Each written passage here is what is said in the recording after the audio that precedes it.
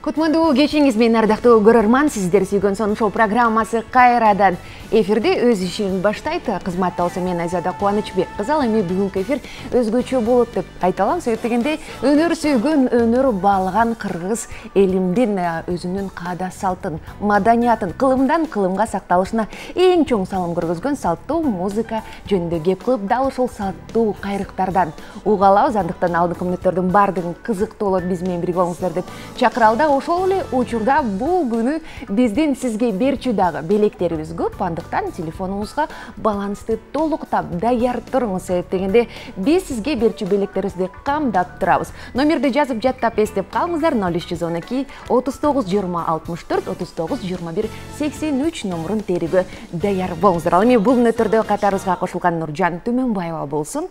Жүргүм менен сүйлөшүү, андан соң жалгабыз.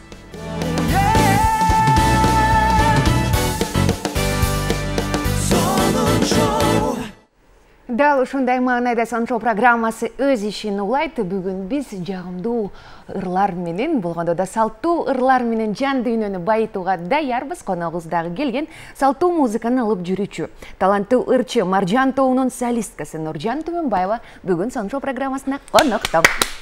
Саламатсыздарбы? Кош келдиңиз. Кутмандуу күнүңүздөр менен. Көргөнүзгө кубанычтабыз. Чоң рахмат, бирге болсун бүгүн. Амандашып алсаңыз болот жалпы эли менен. Жалпы ушул кыргыз элибиздин амандыгын тилеп, бүгүнкү күнгө ушул жолуктурган Кудайга чоң ыраазычылык, рахмат айтуу менен бирге ушул жалпы элибиз менен көрүшүп турганыма кубанып атам. Биз да кубанычтабыз, ошондой эле көрүп жаткан көрөрмандарды дагы кубандырууга даярбыз. Себеп дегенде жогоруда саат башында айтып кеткендей эле бизде көптөгөн белектерибиз бар. Ал үчүн сизге мындай тапшырма берилсин. Бүгүн биз бул эфирде салттуу музыка туурасында кеп кылып, салттуу кайрыктар жаңырат. Андыктан эгерде сиз дагы дал ушундай салттуу ырларды эфирде ырдап берип белекке ээ болом десеңиз, анда биз сизди түз байланыштан күтөбүз. Эгерде сиз сонун кылып ырдап бере турган болсоңуз, анда биз сизге 30 октябрь боло турган Нуржан Түмөнбаева жекебиздин концертине чакыруу билеттерди тапшырууга даярбыз. Андыктан талантыңызды дал ушул эфирде ташкындатыңыз дейли. Жана ошондой эле буга кошумча бүгүн билектерге байбыз. Буга кошумча бизде келечек кино тасмасынын жабык көргөзмөсүнө дагы бизде чакыруу билеттерибиз бар. Дал ушул билетке да ээ болом десеңиз, анда биздин сүйүктүү коногубузга өзгөчө оригиналдуу суроолоруңуз же болбосо каалоо тилегиңиз болсо, анда түз байланышка чыксаңыздар болот. Андыктан бул номерлар эсиңиздерде болсун: 0312 39 20 64 39 21 83 номерлеринен биз сизди күтөбүз. Анда кайрадан сизге кайрылсак, кош келиптирсиз. Анан бүгүн салттуу музыка, фольклор деп жатабыз. Дал ошондон баштайлы. Деги эле фольклор жаатын басым кылып, дал ушундай салттуу ырларды ырдап калышыңызга эмне себеп болгон?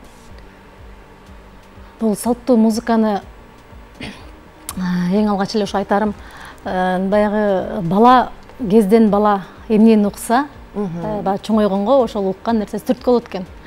Мен ушу бала күндөн эле элдик ырларды, элдик чыгармаларды, ал учурда магнитофон болор эле, ошол магнитофондон, кассетадан ошол ырларды коюп алып, анан жумуш бүтүрчүбүз. Мына ошондон улам болуш керек. Мен ойлойм, ошондон улам баягы салттуулукка ыктап калдым го деп.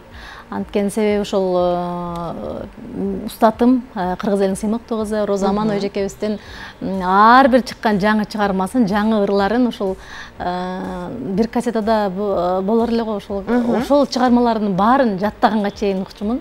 Мен ойлойм, ушундан улам түрткү болуп, салттуу музыкага ыктап калдым болуш керек. Демек, Роза эжебиздин салымы чоң экен да, Чоң десек болот, ооба. Анан негизи эле кандай деп ойлойсуз? Кыргыз маданиятында салттуу музыканын орду кандай?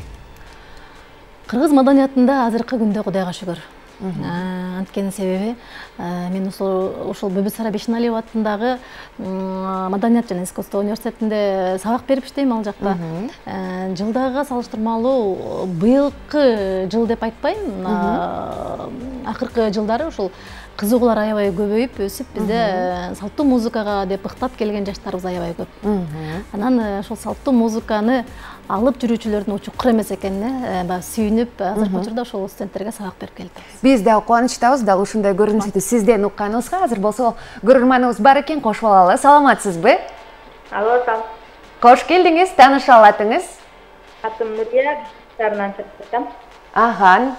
Нургиле жекеси келиңиз, каалоо тилек, оригиналды суроо же ырдайсызбы? Бүгүнкү эфирдеги Нуржан эжеге чыгармачылык ийгилик. Сиздерге эфир. Мүмкүн болсо заман бир билеттерин ана билдирме? Бир боюнча. Мен сага каттым билет деген чыгармачыны аткарып берейин. Келиңиз энди.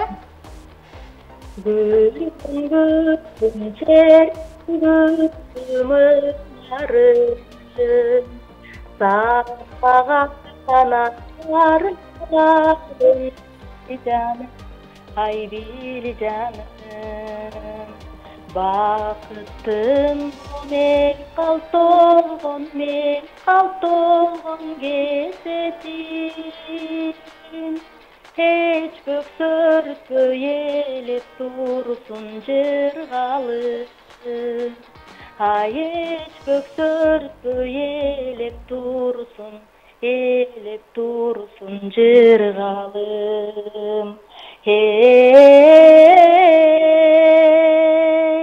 мен саға тарынгым келет, мен саға тарынгым келет. Мен сени сағынғым келет, hey, ой, hey. Çok rahat. Барекелди, барекелди, Нургиле айым, абдан сон үнүңүз бар экен, ал эми билетке сиз ээ болдуңузбу же жокпу? Эфирдин соңунда көрө аласыз, анықтан эч жака алыстабаңыз, себептен Нуржан айым экөөбүз биргеликте аныктайбыз. Ал эми сиздин үнүңүзгө барекелди дейли дагы, ардактуу көрөрман, эгерде сиз дагы салттуу ырларды ырдап билетке ээ болом десеңиз түз байлашка чыксаңыз болот, жана ошондой эле бир куплет ыр экенин дагы унутпаңыз дейли. Анда биз темабызды алга карай уласак, негизи эле салттуу музыканы алып жүрүүчүлөр үчүн кандайдыр бир эрежелер, болбосо чектөөлөр барбы? Чектөөлөр жок. Бул салттуу музыка биздин жанагы айыл жериндеги ырдалып жаткан ырларыбыздын баардыгы ошол салттуу ырларга кирет. Анткени себеби өзүңүздөр билгендей ошо биздин аталарыбыз, апаларыбыздын баардыгы ошол баягы унутта калып бараткан салттуу ырларды аябай жакшы аткарышат. Бул мен айтар элем, бул салттуу музыканы алып жүрүүчүлөргө негизи чектөө болбойт. Көңүлүндө кандай баягы эстрада багытына деле, баягы фольклорный эстраданы аралаштырып деле ырдай билсе, бул мен ойлойм, бул чектөө болбойт болуш керек.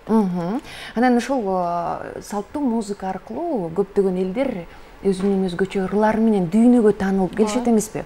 Ал эми биз Кыргызстанды дагы дүйнөгө таанытыш үчүн азыр кайсы салттуу музыканын түрү бар? Ушул багытта айтар элем, ушул бизде эстрада багыты бул биздин кыргыздын баягы салттуулугуна кирбейт, салттуу музыкасына кирбейт. Биздин салттуу музыкабыз ушул дүйнө жүзүн биз эстрада багыты менен таң калтыра албайбыз да. Биз дүйнө жүзүн эмне менен таң калтырабыз? Өзүбүздүн ушул салттуу музыкабыз менен. Комузубуз, ошол эле ырларыбыз, ошол эле дастандарыбыз, биздин ошол Мыскал апабыз кандай ырдап, кандай укмуш аткарган Алымканды. Дал ошол сыяктуу Алымкан менен жана башка дагы толтура биздин унутта калып калган элдик чыгармалар менен, салттуу ырлар менен биз дүйнөгө тааныта алабыз десек болот да. Таң калтыра алабыз десек болот. Ал эми биз эстрада багытында ушул салттуу музыка катары мынтип таң калтыра албайбыз да. Азыр болсо дүйнө эл эмес, кыргыз элине таанылгым келет деген дагы көрөрманыбыз бар экен. Саламатсызбы? Кош келдиңиз. Үнүңүздү өктөмөрөөк чыгарып алыңыз. Саламат. Алло. Мен son шоу программасына ийгиликтерди каалайм. Чоң рахмат. Ырдап берсемби деп. Келиңиз, атыңызды айтып коюңуз алгач. Атым Турсунай. Келиңиз анда. Болушунча телевизордон алысыраак туруп алыңыз, үнүңүз жакшы чыксын.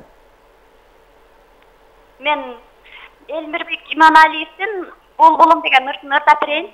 Келиңиз анда, кутабыз.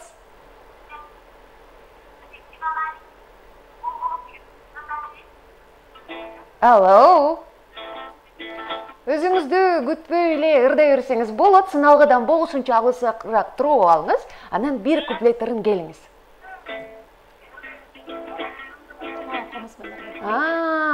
болду кенежекебиз десе комузду күлүп аткан экен анда. Даяр болуп калдыңызбы?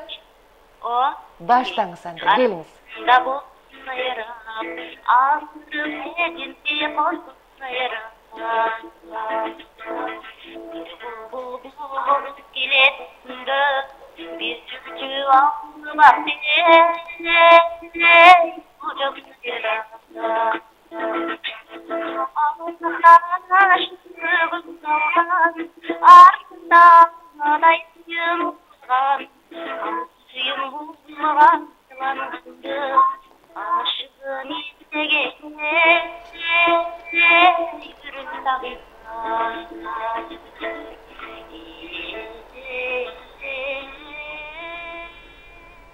Чоң рахмат айталы баракелді үніңізге дағы береке қалайбыз.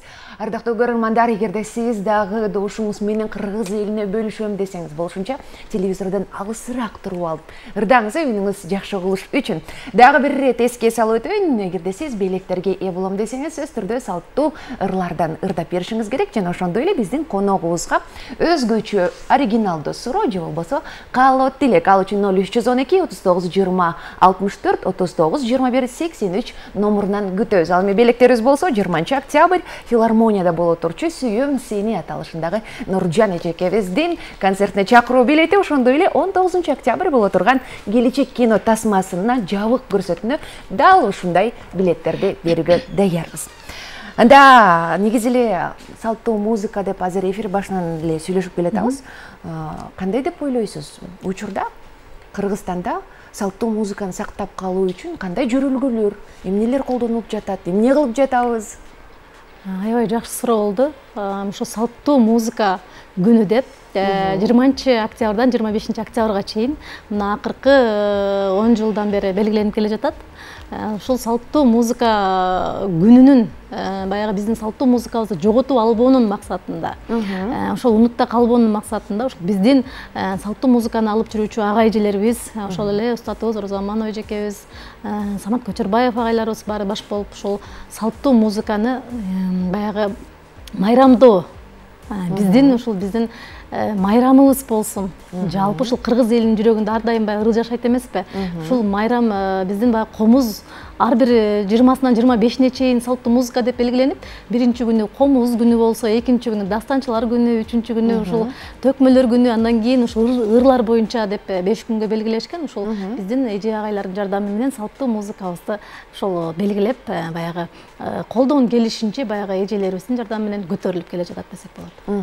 Кубанычтабыз дал ушундай көрүнүшкө. Ал эми бул мүнөттөрдөн да келиңиз, дал ушул салттуу музыкага дагы орун берели. Кайсы чыгарма жаңырат?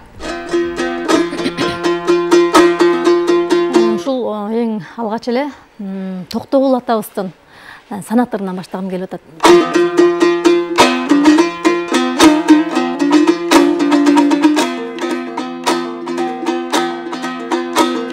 Аргымакты жаман деп абуданды кайдан табасың, агайыңды жаман деп тууганды кайдан табасың, аксаманды жаман деп чөптү кайдан табасың, аз дүйнөнү жаман деп көптү кайдан табасың, жарма чайды жаман деп этти кайдан табасың, акындарды жаман деп ана ошол кепти бир кайдан табасың.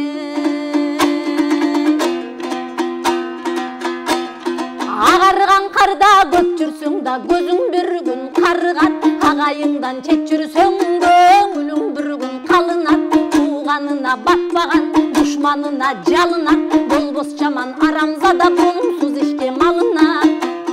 Ханды Кудай урарда калкына жаман кас болот, байды Кудай урарда дөлөтүнө мас болот, кышты Кудай урарда күн жылыңдап жаз болот, берди Кудай урардаң эл үстүндө жаш болот.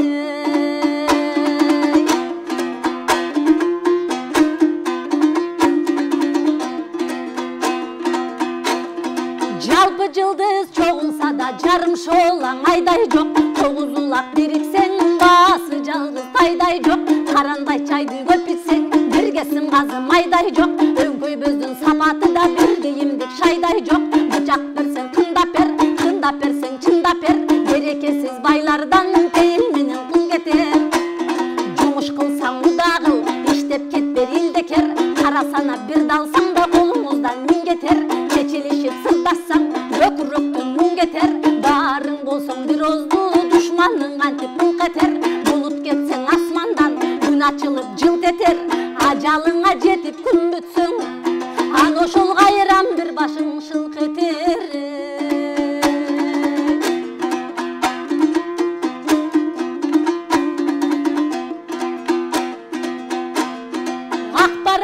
Кундагындан аталбасаң сумбагын, терминдесең душмандан эки көзүң жумбагын, өтүп кеткен иш үчүн өкүнүп балаң урбагын, өткөн жигит көп сүйлөйт, чечен жигит деп сүйлөйт, билбестерге жыйында бир сүйлөөгө кеп тийбейт, ким көрүнгөн экени ушунукуң өттү дейт, көз карашың бузулса көргөн бир адам көптү дейт.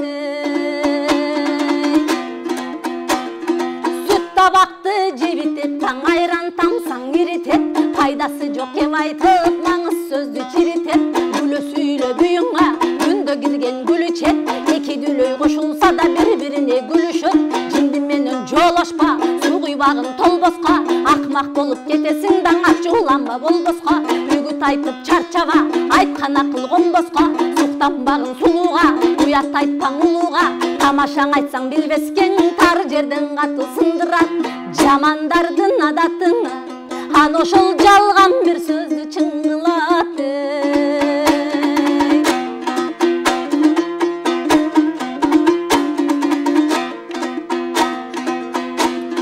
Айта албаган сөз үчүн даң оозуңду бекер ачпагын, мактаганга март болуп катыңды чачпагын, колдон келер иш болсо коркуп бекер жатпагын, мурунку жаман ишиңди да кийинки жерде таштагын, жинди менен жолошпа, суу куйбагын толбоска, акмак болуп кетесиң да ачууланба конбоска, үгүт айтып чарчаба, айткан акыл конбоска,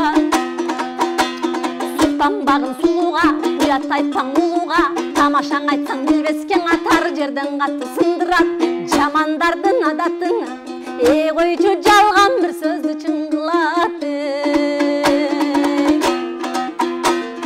Сурап ичкен тамагыңда суу ичкен менен барабар, сууга танып айлыңа суук болбо жаш балдар, бүлүк менен жарышпа, билимдүү менен алышпа, кээ бир кылат өзүңдү да кет салбагын маңызга, көңүл калар кеп айтпа оору менен картаңга, жанын сатат ке адамда жарым чөйчөк талканга, бузук менен муңдашпа, уятсыз менен ымдашпа, акылсызга кеп айтып таң акмак менен сырдашпа, аялыңды жек көрүп эр жигит жамандыктын ырбатпаң.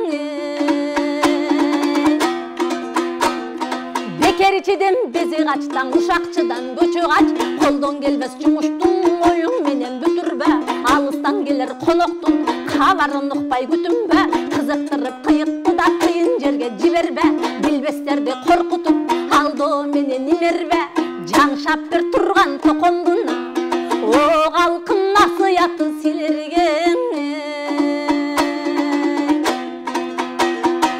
Баракелди, талантыңызга таазим айталы. Дал ошол кыргыздын көнөргүз мурасын бизге келип миллиондогон көрөрмандардын жан дүйнөсүнү бир гана байтып жатканыңызга сизге чоң рахмат. Талантыңыз менен дагы да болсо көптөгөн миллиондогон көрөрмандардын жүрөгүнөн орун алыңыз. Дагы да болсо биз дал ушундай ыргактарды эфирдин алкагында уга алабыз. Ал эми бул мүнөттөрдө Азиз Батыров жана ынтымактоо кошулсун. Эргиме андан соң көрүшөбүз.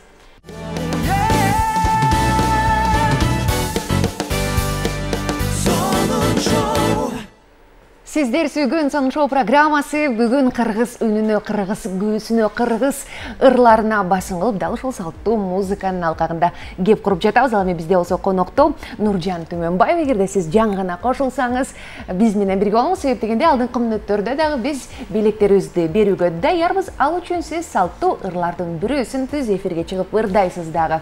Белекке болосуз жана ошондой эле сиз биздин коногубузга кызыктуу сурооңузду айтып дагы белекке ээ болсоңуз болот. Ал үчүн 0312 39 20 64 39 21 83 номерлары түз эфирде кызматта. Келиңиз анда кайрадан темага кайта турган болсок, кайсы бир учурларда буга чейин бир 5-10 жыл десек тура болот окшойт, салттуу музыкага кызыккандардын саны азайып кеткен болчу. Анан азыр сиз жогоруда айтып атасыз, эми кайрадан көбөй атат, ал нерсе бизди кубандырат деп. Деги эле жаш таланттарды дал ошол салттуу музыкага кызыктырыш үчүн эмне кылыш керек? Азыркы учурда ушул сиз айтып өткөндөй 10 жыл мурунка салыштырмалуу азыркы учурда ушул биздин мектептерде кадимкидей эле сабак катары жанагы кружок деп коебуз, бирок ошол сабак катары эле баягы окутулуп келатат. Ал жакта бир эле комуз жаатында эмес, оз комуз, чопочор, сыбызгы үйлөм аспаптарыбызды ошо менен эле биргеликте ушул элдик ырдоо багытында да мектептерде ушундай кружоктор сабак катары болуп атат. Анан ошондон улам мен ойлойм, ушул биздин салттуу музыкага болгон баягы жаштарыбыздын табити ошондон улам да өсүп өнүгүүдө болуш керек деп. Анткени себеби анда мен өзүмдүн кыздарымдан улам билип атам. Ошол 1-класста, 5-класста окуган кыздарым ушул комузду кадимки сабак катары эле үйдө кайталап даярданып, чыгармаларын даярдап барышат. Ошондон улам дагы бизде Кудайга шүгүр салттуу музыкага болгон баягы өсүүбүз акырындап ушул алды карай жылып келатат. Акырындап болсо дагы. Азыр болсо көрөрманыбыз бар экен, кошуп алалы. Саламатсызбы? Түз байланыштасыз? Алло. Нуржанга мен кабыл тилейм бар. Келиңиз. Үнүңүздү катыраак чыгарып коесузбу? Нуржан. О. Мен өзүм Динармын. Сага өмүр. Кыздарым бактылуу болсун. Максат тилегиңерге сабататын бирге болгула. Дайым биз жаныңдабыз. Унутпагын бизди. Мен өзүм Динармын. Дүйнөдө баардык жакшылыктарды каалайм. Чоң рахмат. Чоң рахмат айтабыз. Сизге дагы бир гана ийгиликтер, ден соолук каалайлы. Ал эми ким жеңүүчү болорун биз эфирдин соңунда биргеликте аныктайбыз. Андыктан бул мүнөттөрдө биз менен бирге болуңуздар. Анан жогоруда айтып калдыңыз, мектепте сабак катары болуп атат деп. Андан сырткары дагы эмне кылса болот? Андан сырткары ушул бардык нерсе үйдөн башталат. Үйдөгү тарбиядан башталат. Мен ушул айтар элем, ар бир үйдө, кыргыздын үйүндө комуз илинип турган болсо, бала жаңы өсүп келатканда ушул комузду көрүп, ушул бул ушул комуз буну эмне кылат болду экен деп кызыгуу менен акырындап өзү бир баягы кызыгуу пайда болуп, биздин салттуу музыкага болгон өсүү мына ушу үйдөн да болобу деп ойлойм да. Эгерде ушундай бир жана кандай десек бир буну да салттуулукка киргизип комузду үйүбүздүн төрүнө илип алган болсок, мен ойлойм, бул дагы ушул салттуу музыкабыздын өсүшүнө чоң түрткү. Көрөрманыбыз бар экен, дароо кабыл алалы. Саламатсызбы? Алло, түз байланыштасыз? Саламатсыз. Келиңиз, тааныша алатыңыз? Мен уулум Мырзакеремдин аты эле. Аты Элмирбек. Жакшы колбой калдыңыз, кайталап коюңуз. Келиңиз анда.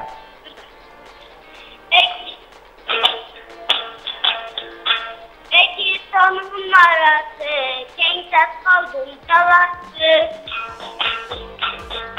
Таны батарын таңбал, мен Тастанбектин баласы.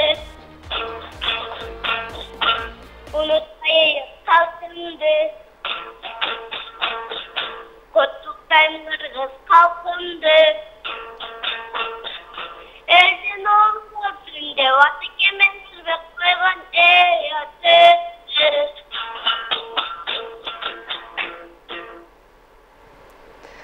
Чоң рахмат, кол чабуулар болсун. Элмирбек уулуңузга бир гана биз ийгиликтерди каалайбыз. Келечекте кыргыз элимдин желбиреген, желегин желбиреткен инсандардан болсун. Жашын билсек болобу? Десек алыстап кетти. Чоң рахмат айтабыз. Биздин ушундай баягы жаңыдан ушинтип комузун колуна алып, ушинтип кылдырат баштагандын өзү бизди аябай сүйүндүрөт, кубандырат. Бул да болсо ошо салттуу музыкабыздын өнүгүп өсүшүнүн бир кандай деп койсок, күбө болду окшойт, Келиңиз, дагы көрөрманыбыз бар экен, кабыл алалы. Саламатсызбы? Саламатсызбы? Кош келдиңиз. Атыңыз? Атым Чынара. Чынара, келиңиз. Ырдайбызбы? Ооба, мен ырдап берейин дейм, ошо кыргыз элинин бүтүн болсун, бөлүнгөсүн, ынтымакта болсун деп, Розамананын ынтымак дегендерин. Келиңиз анда. Көңүлдүн бардыгын сизге бир ауыз. Чынара. Ол калайып калың жұрт, томатын безди бакыт от, кайрылам кары жашың эй, карынын көзүн ук. Томатын безди бакыт от, кайрылам кары Чынара сураналы телевизордон алысыраак туруп алыңыз. Бириндеп кеткен чачылып, багына кыргыз элимдин баатырына стол таштарын кошкон чакырып, абасы бакай кошойду, алдына жүргөн баш кылып. Осол акылмандардан алган сөз, аталардан алган сөз, адал эмгек ак ниет ар инсанга балбан сөз, Алла таалам жараткан ак тилине салган сөз, ырыс алды ынтымак ырыс бердике, ыйман бактала энчилешей. Барекелде, кол чабуулар бергени сиздер үчүн болсун. Чынара чоң рахмат айтабыз. Ал эми жеңиш ким тарапта болгонун эфирдин соңунда көрө аласыз. Рахмат айталы. Анда кайрадан кыздын ынтымак деген чыгарма бул сөзү Эстебес Турсуналиев атабыздыкы, Оонура Заманбай эжекебиздики. Бул салттуу музыканын артында ушул ырдын жаратмандарыбыз айта кетишибиз керек да. Ар бир чыгарманын артында ушул биздин жаратмандарыбыз калып калбаш керек көмүскөдөчү. Анан ушул биздин азыркы аткарып өткөн кызыбыз ушул чоң ыраазычылык билдирели. Мен дагы бул сөздөргө кошулам, чоң рахмат айталы. Ал эми сиздин чыгармачылыкка кайта турган болсок, сиз салттуу ырлардан сырткары дагы эстрада жанрында да ырдап жүрөсүз. Негизи өзүңүздүн жүрөгүңүзгө кайсынысы жакыныраак? Кайсынысы жакын? Өзүм негизинен ушул салттуу музыкага аябай жакынмын. Ошол менен чоңойдум деп айтып өттүм башында. Ал эми бул ошол эле багыттан чыккан жокпуз. Анан заманбап деп коебуз, азыркы заманга жараша кичине шөкөттөп, ошол эле чыгарманы бир аз коздук менен дагы аткарып коюп атабыз кезде. Негизи мисалы үчүн азыркы кээ бир комузчулар чет элдик ырларды колумузга салып угулуп черткендер дагы бар. Сизде деле ушундай ойлор болду беле? Ал күчүлөр. Биз ырчыларда биз деле ушул башка улуттун ырларын баягы комуздун коштоосунда кез-кезде баягы өзүбүзчө отурганда кичине ойноп калабыз. Анан монтип элге алып чыккан эмеспиз, анткени себеби ырдай турган ырды дагы жанагы өзүнүн баягы эмне деп коет, бөдөнөн сойсо да касапчы сойсун дегендей, баягы өзүнүн эстрада багытындагылар ырдаса болот. Ал эми биз өзүбүз ушул кээ бир учурда мындай отургандар тап калабыз. Ал эми заманбап таштырып, заманбап ырлар деген сөз дагы козголуп калды. Ошондон улам салттуу ырларды заманбапташтырсак болобу? Болот. Эгерде биз сизде ушундай ырларыңыз барбы? Ошондой ырлардан менде жок. Анткени себеби комуз менен ырдала турган ырларды мен ушул комуздун өзүнүн алкагында эле, комуздун өзүнүн багытын жоготпой эле комуз менен чертип ырдап келатам. Ал эми мен эстрада багытындагы жанагы фольклорго аралаштырып ырдап аткан ырлар бул ошол эле өздөрүнүн баягы ошого ылайыкталып жазылган ырларды аткарып жүрөм. Ал эми сиз айтып өттүңүз, салттуу ырларды заманбап кылып ушул шөкөттөп ырдаса болобу деп. Ырдаса болот албетте. Бирок бул кыргыздын ырларында бир башкача кайрыктар бар. Бир кайрыгын жоготсок эле биз кийинки муунга ошол ырыбыздын бир мүчөсү жок сыяктуу барып жетип калат да. Ошондуктан мен азыркы ошо аткарып аткандарга дагы ошо айтар элем, салттуу музыканы ушул бузбасак, бизден кийинки муунга, андан кийинки муунга дагы ушул өзүнүн калыбын жоготпой, өзүнүн багытын жоготпой, ушул бизден кийинки муундарга ушул салттуу музыканы кандай десек, бир баалуулук катары калтырып кетсек деп айтат элем да.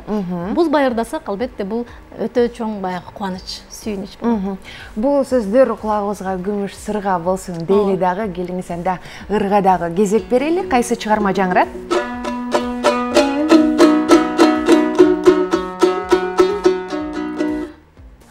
Бектемир Эгинчиев атабыздын Күлгүн жаш деген чыгармасы. Анда көрөрмандар бир гана сонунчу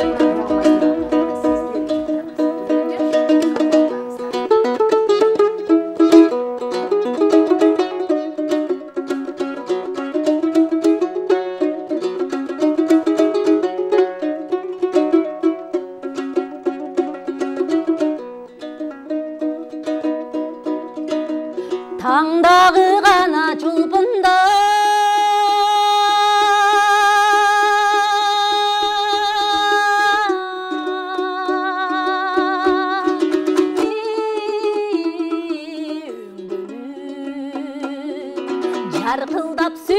gülüşüңi Jırgatkan bozoyda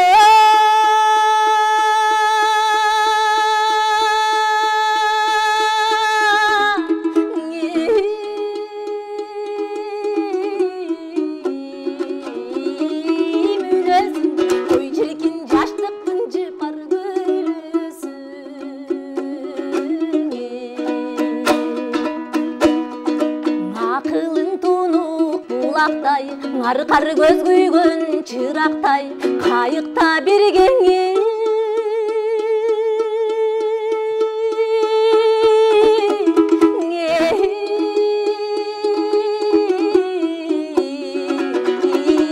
баратсак ой чиркин калбастыр арман тырнактай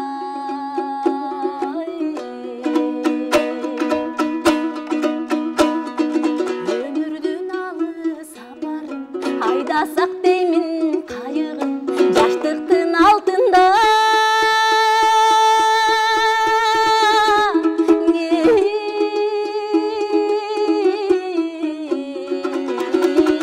көлүнөн ой чиркин кармасак алтын балыгы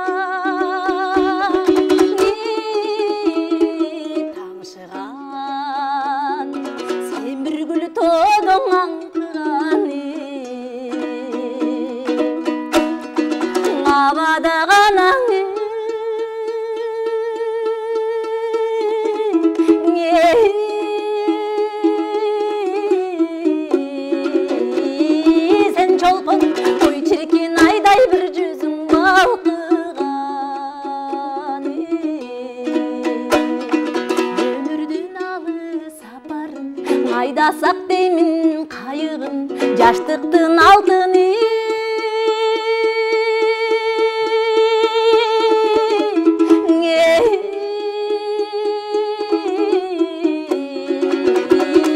көлүнөн ой чиркин кармасак алтын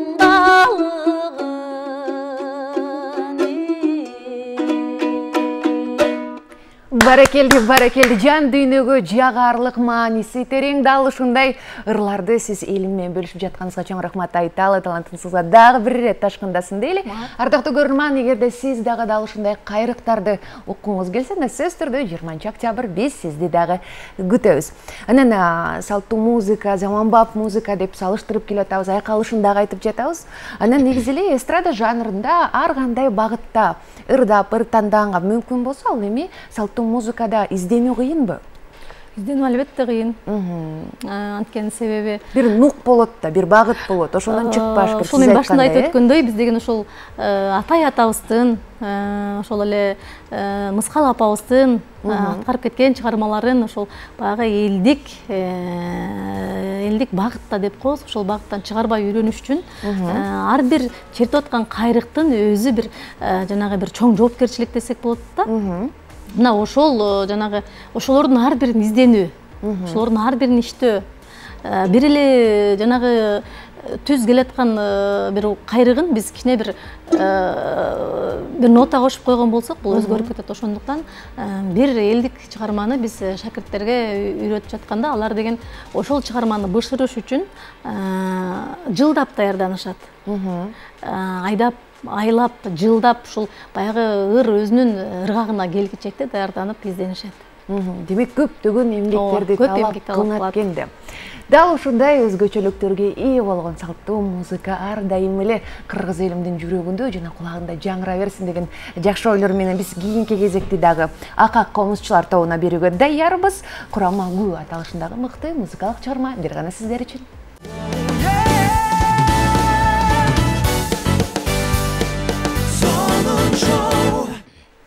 Кыргыз маданиятынын башаты болгон салттуу музыка күндөн күнгө өнүгө берсин деген жакшы ойлор менен сонун шоу программасы өз эфирин улайт. Бизде болсо конокто Нуржан Түмөнбаева, дагы бир ирет кош келдиңиз ардактуу көрөрмандар. Жаңы гана кошулсаңыз дейли, анан салттуу музыка, ырлардын баардыгын кеп кылып жатабыз. Анан сизге мындай суроо болсун.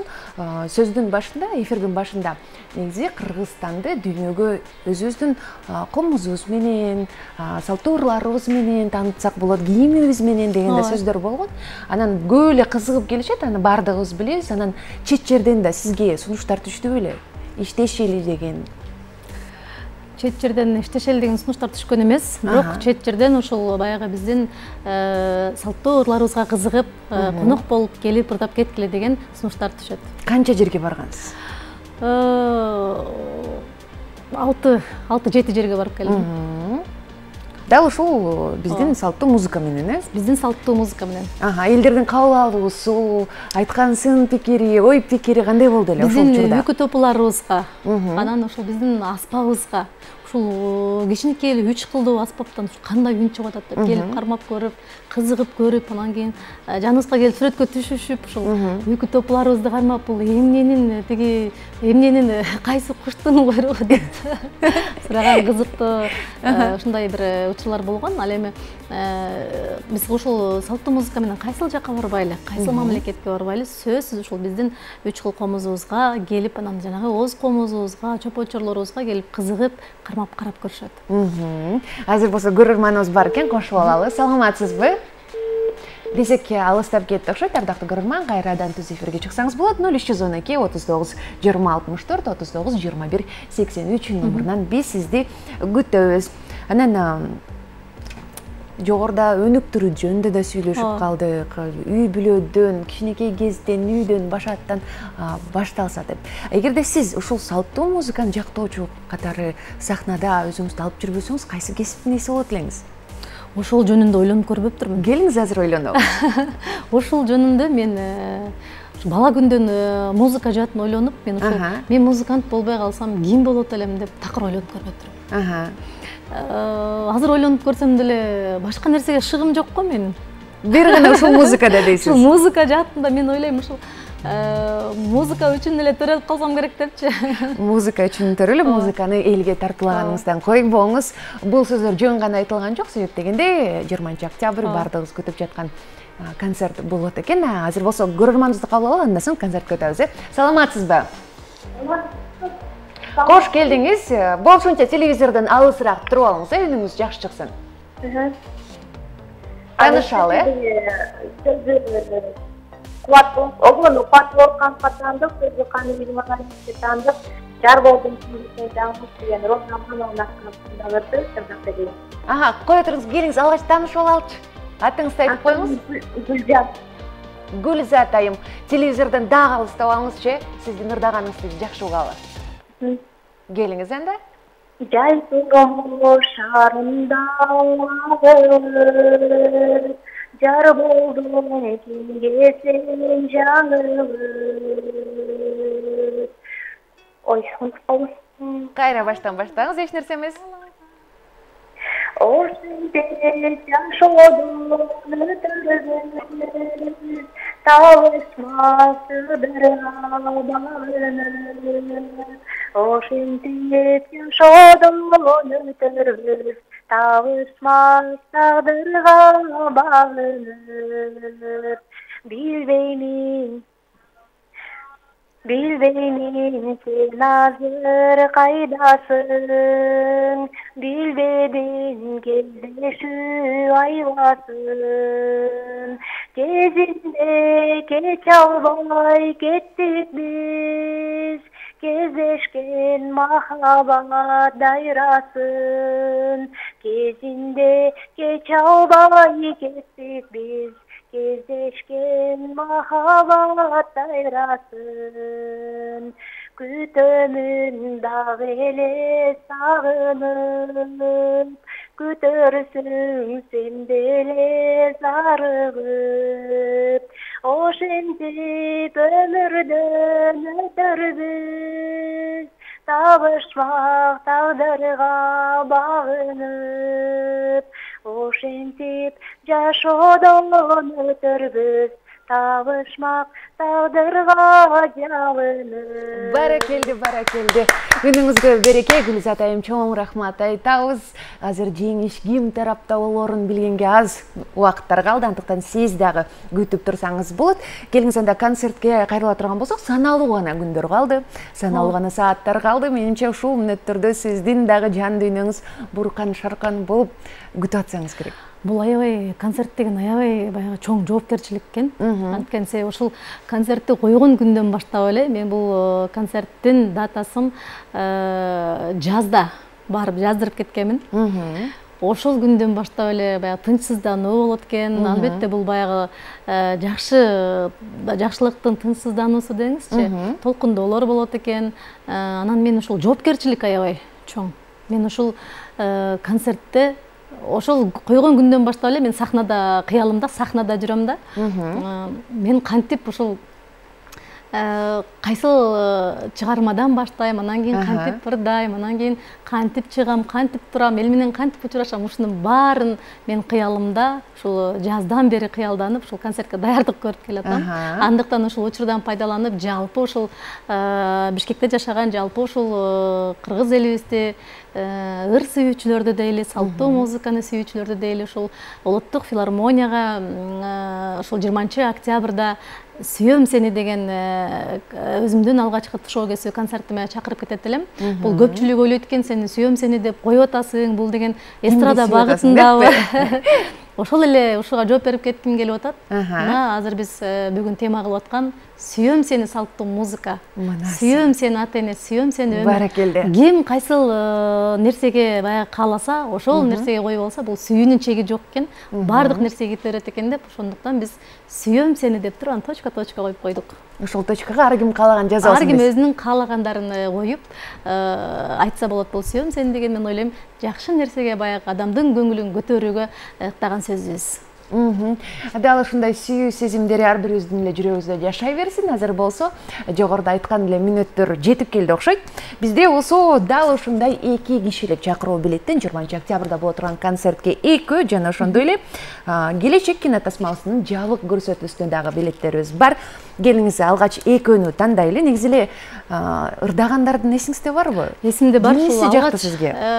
Эң алгач эле чыккан ушул биздин эжекебиз мен сени сагынгым келет ырдап кетти. Ушунчалык үнү аябай жагымдуу, аябай жакшы ырдаган эжекебиз экен.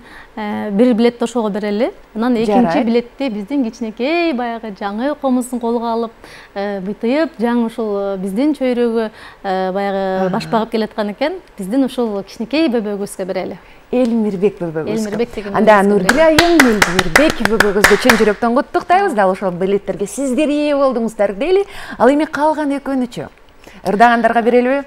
Калган экөөнү ушул баягы салттуу музыканы, негизи эле биз ушул билектерибизди салттуу музыканы ырдагандардын баарына берсек болот. Ошондо кайсы ырларды дейсиз, кайсы көрөрмандарыбызды? Жаңы эле ырдап өттү. Соңку, эң соңку чыккан. Ооба. Гүлзат. Ага, чейинки ырдаган эжекебиз Чынара эжекебиз. Анда демек дал ушул 19-октябрь боло турган келечек кинотасмасынын жабык көрсөтүүсүнө дагы жеңүүчүлөрүбүздү аныктап алдык. Чынара айым, Гүлзат эжекеси, биз сизди чын жүрөктөн куттуктайбыз. Дал ушул билектерди сиз Жаштык бульварына келип 59 дарегинен алып кетсеңиздер болот. Чын жүрөктөн куттуктайбыз. Жеңишиңиздер кут болсун. Ал эми Нуржан айым сиздерди концерттен күтүп алат. Ооба. Жандуу ырдала турган жандуу аткаруудагы ушул концертке келип, чер жазып, көңүлүңүздөрдү ыр күйгө толтуруп кетиңиздер. Келиңиз анда ушул мүнөттөрдү дагы жүрөктөрдү жан дүйнөнү ыр күйгө толтуралы. Кайсы чыгарма болсун?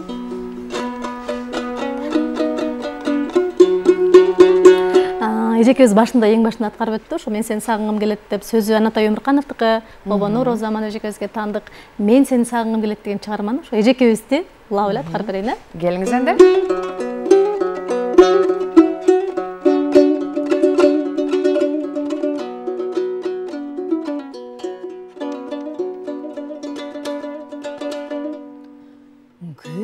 Күлгүн черткен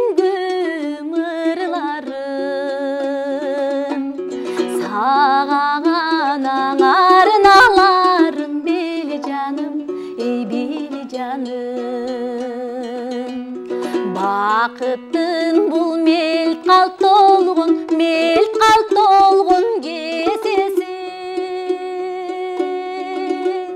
Кеч бөксөр бөйлеп тұрсын жырғалым. Кеч бөксөр бөйлеп тұрсын жырғалым. Мен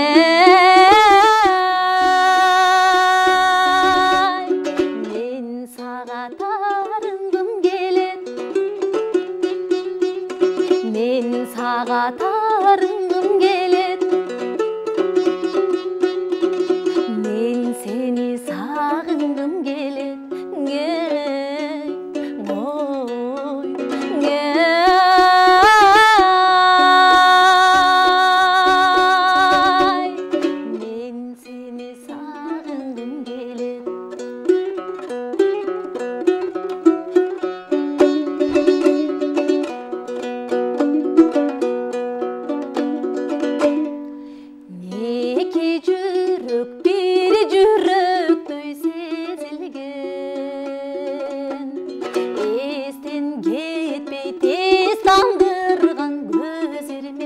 Ay gözlerimim Negiz canda ötkörölüm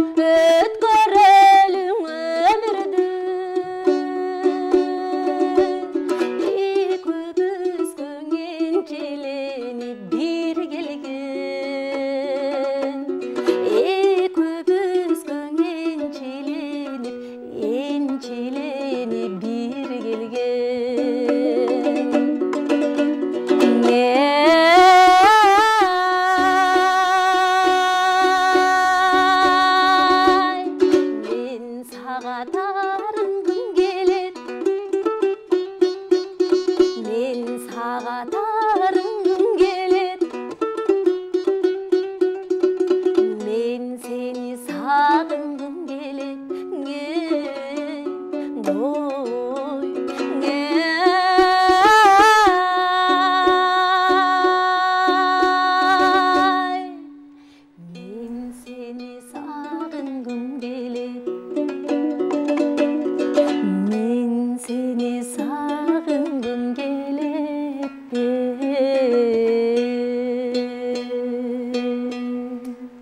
Келді. Чындығында жан дүйнөнү балқытып жүрөктүн кылдарын жерметкен дал ушуларыңызга чоң рахмат айталы. Көптөгөн сүйүүлөрдүн кеңинде олдокшоп бир эле учурда таарынып, бир эле учурда сагындырган чыгарма. Чоң рахмат айтабыз. Ал эми бул мүнөттөрдө биз сизге эркин микрофон суналып, калын элге өзүңүздүн калуу тилегиңизди айтып атсаңыз болот. Сиздерге чоң рахмат эң алгач ушул эл менен көпүрө түзүп, ушул таланттарды элге таанытып аткан силердин берүүңүздөргө, жалпы жамаатыңыздарга ыраазычылык билдирем. Андан сырткары ушул 20-октябрда болчу бир гана күндөн кийин ушул өтүүчү тушоо кесүү концертиме жалпы ушул Бишкекте жашаган биздин ыр сүйүүчүлөрдү чакырар элем. Келиңиздер, ар бириңиздердин жүрөгүңүздөргө ушул ыр сүйүү күүлөрдү жана жакшы маанайды толтуруп кетиңиздер. Эң сонун дал ушул концертти сиз ойлогондой кыялыңыздан да мыкты кылып өткөрүп алыңыз. Биз дагы сизди салттуу музыкадан рахат алууга чакырабыз. Концерттен күтөбүз. Кызматта болгон мен Айзада Кубанычбек кызы дал ушундай нотада биз ошол программасын жыйынтыктайбыз. Кайрадан көрүшкөнчө бейпил түн.